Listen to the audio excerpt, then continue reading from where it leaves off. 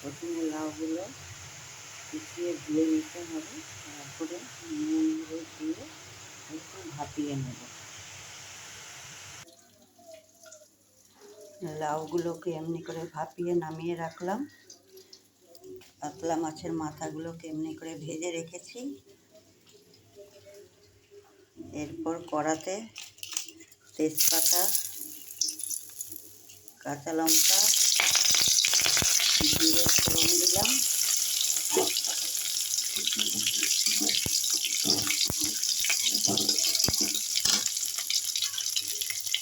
এর মধ্যে একটু পেঁয়াজ কুচিয়ে দিলাম, দুটো ছোটো পেঁয়াজ কুচিয়ে দিয়েছি।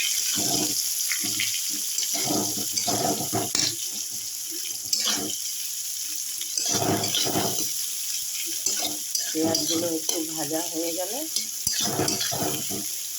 এর মধ্যে লাউগুলো আর মাথাগুলো দিয়ে দেবো।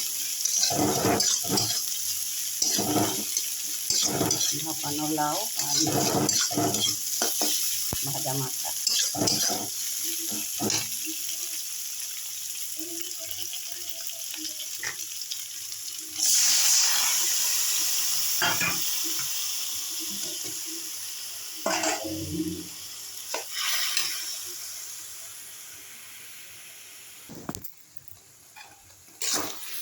এরকম হয়ে গেলে নামিয়ে দিতে হবে।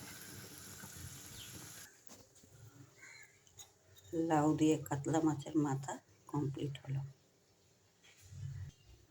লুকটা এরকম হয়েছে দেখতে।